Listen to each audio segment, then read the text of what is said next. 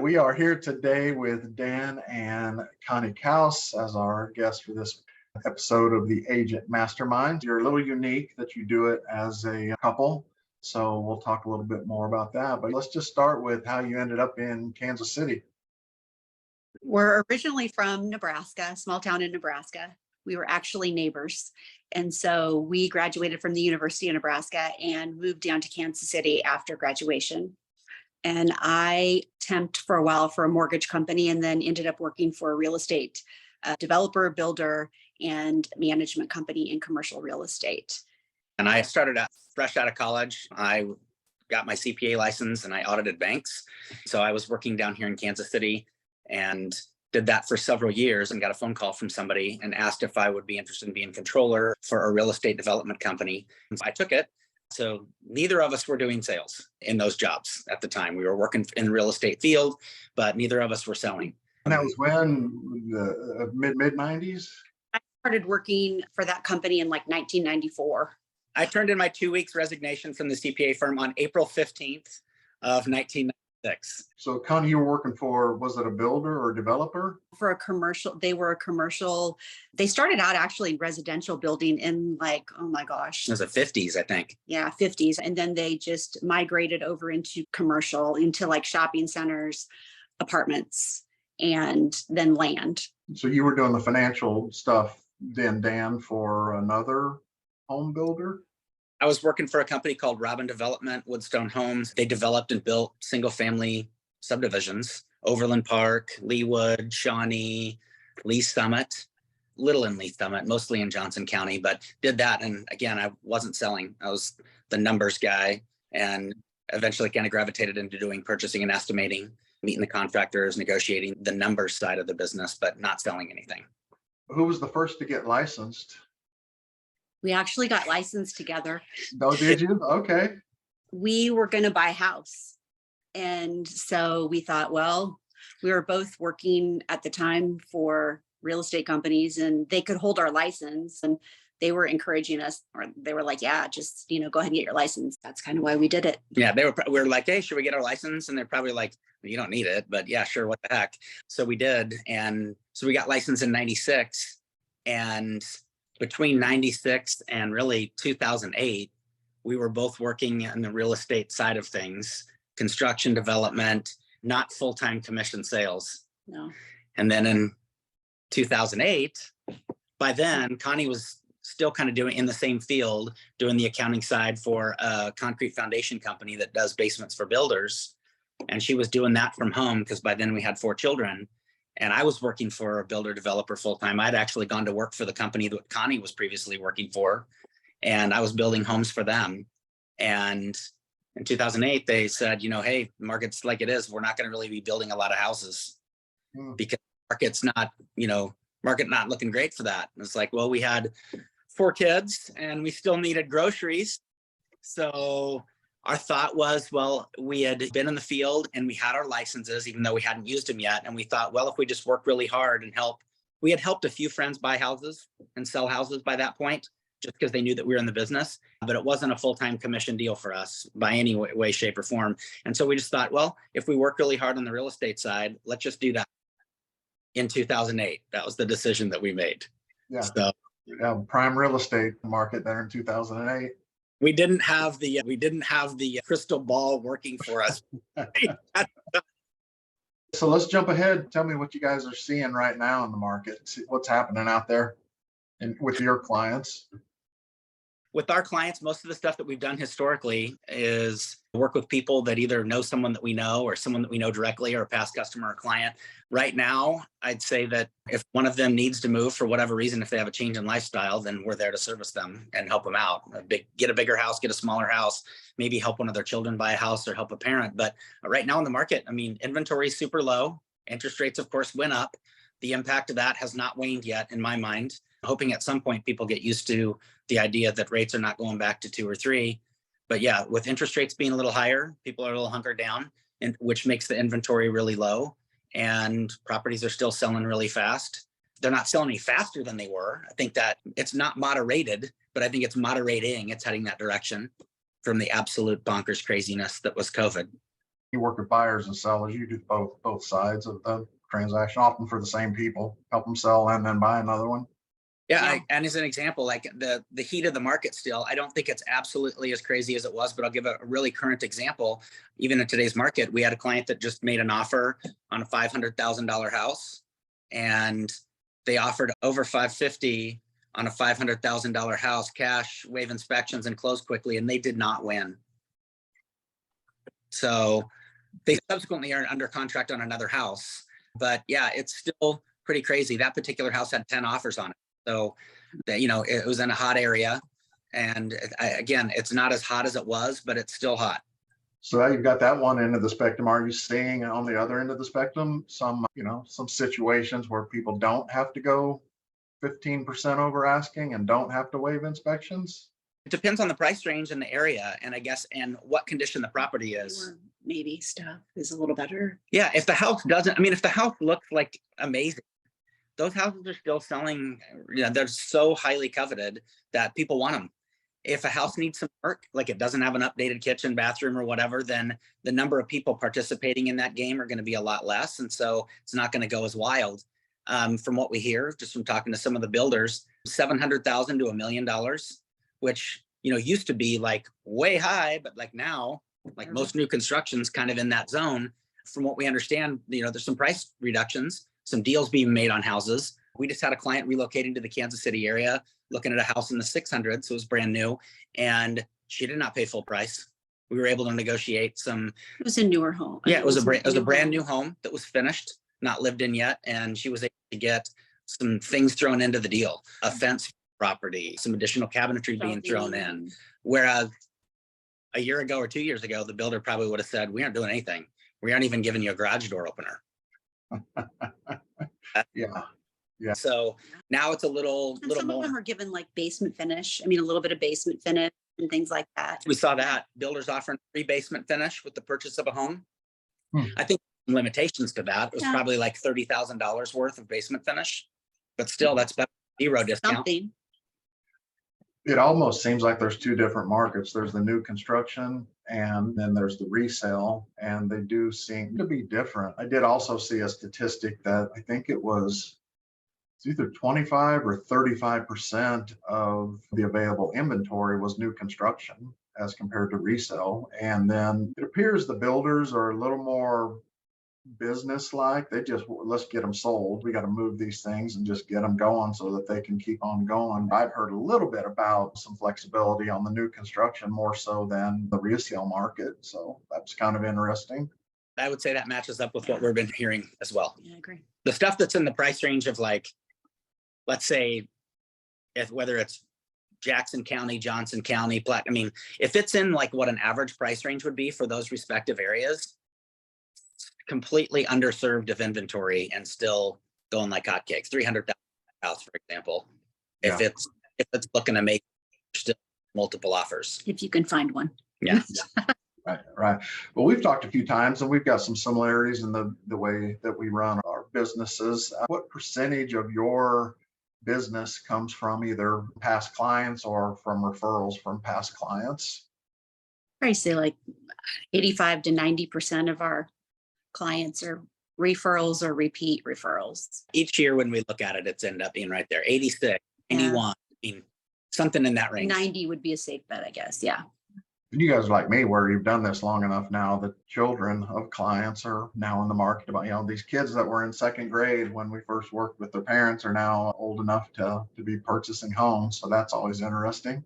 Actually, the one from last weekend told you was one of our kids' friends. And her parents. So yes, you're right. What do you do to nurture those past client relationships? We stay in touch. We call them, we visit them, we go out to dinner with them, we drop something on their, and we follow up. We do a newsletter like once a month. Basically, try to provide value. I would say very close to 0% of our phone calls ever to any past clients that we've worked with. And our list of those is pretty deep. I can't think of one phone call, even in 2023, where my phone call has gone like, "Hey, who do you know that's buying or selling a home?" We're calling and checking in with them just to see how are things going. Is there anything that we can help with? Do you need a painter, electrician, roofer, carpet person, how can we help? Like, what do you need? And sometimes it leads to that where they know somebody that might be needing to buy or sell a house. And of course we're interested in that, but it's always to catch up with people like that. And we're always happy to help. And so they're genuine connections. I mean, these people, their kids, their family. I think that's the key. I mean, there's things we can do like the newsletter. I mean, that's fine. They're not going to forget you and they're going to know how to get a hold of you. But I think if that's all an agent does, they're going to have people slip away to where if you've got that real, genuine relationship / connection, those people are going to stay with you forever. Yeah, we like our people. A lot of them are friends, and yes, and it's fun to see like what they end up doing to their house. Like we were just over at one of our clients' house a couple weeks ago, and they'd remodeled their kitchen. So we went over there and had a drink and saw their kitchen. So it's fun to see what they do. And right. Yeah. So what would you say makes you guys different than maybe another agent out there? Well, I mean, I think the fact that we have a background in the industry, we both came from the building and developing sides. I mean, not everybody's built homes professionally before selling them. And I mean, I have over 25 years in the business. Connie has over 25 years in the business. There's a lot of people that just got in the business in the last, 2, 3, 5 years. So I think that the fact that we have a lot of history in the business, both from the home building and development side, we know a lot about that. We know a lot about houses. So I think that's unique. I think with us being in the business that long, we kind of know what to do. And if we don't know the answer, we know where to look to find the answer. Generally, we're going to know. So call us, text us, we're going to know the answer. And if we don't, we should be able to find it faster than them. Being a team probably makes you a little different as well. When we're meeting with people, or possibly even for some showings, or if we've got clients that are building a brand new house in that process, I mean, they're getting both of us. And frequently, even if we're not both there, or not both on the phone with them at the same time, it's going to be something that Connie and I are sharing with each other. Even after the phone call, we'll probably bounce ideas off of each other and then be able to get back with the client with an answer if, we both want to weigh in on it. And I always, 2 heads are better than 1. Sure. And we're both listening to what the client is saying. So I think it's more powerful, I guess. And I guess in the event, let's say somebody doesn't like Dan, they may still like Connie, right? I'm just kidding. Dan's pretty likable. We've actually had one of our clients say that. Like, we'll give an answer or whatever, and it might be slightly different, and they'll go, "I kind of like Connie's answer." I want to talk to Connie. Oh, wow. Yeah. I didn't like Dad's answer. Let me ask Mom. Yeah. Let's see what she says. You have any habits or skills or things that you feel have helped you guys make it through starting in a pretty rough period of time, 2008, all the way through, current market? Any characteristics that you think have served you well over the years? We've learned some things from some people in the past, like some of our mentors. One of my mentors, like in 2008, right, being thrust into full commission, not in what, we found out was an amazing market, right? So his comment was, go see 10 houses every day. If you're not showing any houses to anybody, go see 10 houses a day. Now, I'll be honest, I never saw 10 houses every day, but there were many days where I'd go look at 5. And it's like, I've had other agents that I've tried to share this information with, and there's no way to get really familiar with the market than there is just to go see the houses, right? Now we're in a spot in our careers where we get to see that many houses. We see a ton of houses. But if for agents that, for whatever reason, if they're not busy enough at the time, they can go see 5 houses and pick an area, pick Lee Summit, price, 300 to 400. Get on the computer, go find 5 houses, go look at them in person. And then suddenly, if the topic comes up of a house in Lee Summit in that price range, you're pretty much an expert. You just went and saw a bunch of them. So I think that's helpful. We know how important it is to continually stay in contact with our clients. So we know how many phone calls that we're going to make in a week. And so we know that if you don't do that, you won't like the results that you get in 60 to 90 days from now. So all of these things that have been beaten into our heads over the years from other mentors and coaches or whatever, we know that. So whether they're not really tricks, they're the fact that we've learned some things from smarter people and we're doing them. Know your activities. I mean, know what you're doing. Keep track of what your activities are. Monitor your activities. We're always like reading or learning or trying to kind of stay on top of what's going on. Yeah.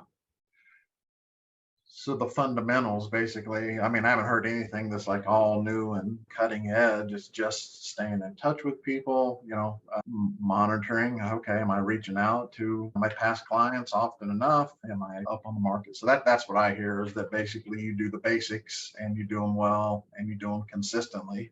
Is that about right? Yeah, consistently. And of course, try to stay on, kind of like Connie was saying, trying to stay on like maybe what some of the trends are that make sense to try to add that in.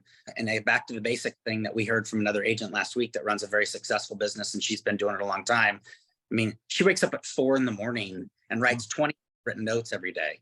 From 4 till 6. From 4 till 6 in the morning. So if you want to talk about getting back to the basics and being committed and not just sitting back waiting for things to happen, I mean, that's some commitment. I mean, it's what she does. So knowing what you know now, if you could go back to the beginning, is there anything that you do differently? Well, 2008. So if we'd have known what was going to happen, I mean, that we both had, backgrounds in construction development and backgrounds in business, accounting, banking, we might have kept on the real estate license as a side hustle and still sold homes as they came our way, but probably maybe would have had a full-time job also doing something additional that wasn't relying on 100% commission, just being honest. Had we known crystal ball, 2008 to 2010, probably would have been good to have another pillar or another source of income besides residential real estate sales. However, we didn't have those 2020 goggles looking backwards. So we just were focused and diligent and worked super hard to make things work. I heard something last week. I can't remember who it was, one of these ancient smart people, Socrates or somebody, said something about if you change one thing, everything else unravels. So, looking back, it's like, well, it might have been smarter to go do some CPA work for a few years, but who knows how that would have changed, where you sit now. So, it is what it is, and you're probably better off for it. So you talked about the lady who gets up at 4 o'clock. Do you have some things that are important on your daily to-do list? We usually get up in the morning and read them for 20 minutes, 30 minutes in the morning. I mean, we try and do that every day.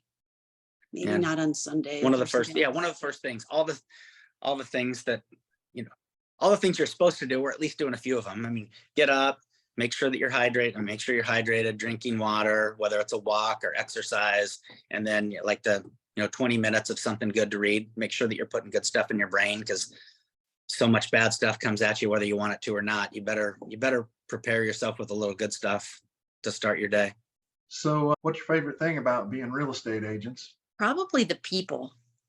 I mean, I would say the relationships. The fact that we have that background in construction development, otherwise, those are skill sets that we have. They're part of us, and we get to use them to help people that we like. So many of our clients are people that we know or know someone that we know, and we're able to take those people to a different level on the real estate stuff with some of the background that we have. And like just some of the relationships, we think we have some of the best contractor recommendations. And so that helps our clients out a ton. Kind of like the people that we just stopped by to see their new kitchen. That was a contractor that we connected with. They relocated to Kansas City. They did not have all the contractors that they knew, but they knew they wanted to do some updates. So we filled the list of the right people so that they could get the things done that they wanted to get done at their house. What keeps you excited about the real estate business? I think I like it because it's different every day. Like nothing is ever the same. And you never know which, it's a surprise. Yeah. I mean, all different and you never know what you're going to get. I mean, so it's fun. It's fun. And again, skill sets that we can put to use for people that we like, and that keeps us in. So what do you guys do when you're not working? We spend it with our family if we can, first of all, and we like to be outdoors. We like to go to the lake or doing something outdoors. Yeah, just going for a walk or a run, or we're got another couple that we talked to yesterday that we've known for a long time that we're going to get together and play pickleball. I mean, no trips to Hawaii. No, we probably don't. We don't take off a lot of time. And so If we travel, it's usually around a work event. And even like just yesterday, I mean, we had the opportunity, like Connie had mentioned, family comes first. I mean, part of our yesterday was our daughter has a place and we were over there helping her change out a shower head. But then we also got to go have coffee with her. So that's kind of like what we like to do. Any final thoughts you'd like to share or talk about where you see yourself for however much longer you've got in this game? We enjoy doing it. We're still doing it full speed. One of the things that we are focused on is we would like to teach a few other people what we know, people that might be full-time, but maybe not at the level that they're at. So we plan to have a couple of other people that work with us closely, like on our team, and try to get them from the level that they're at to get them up to the level where we've been playing.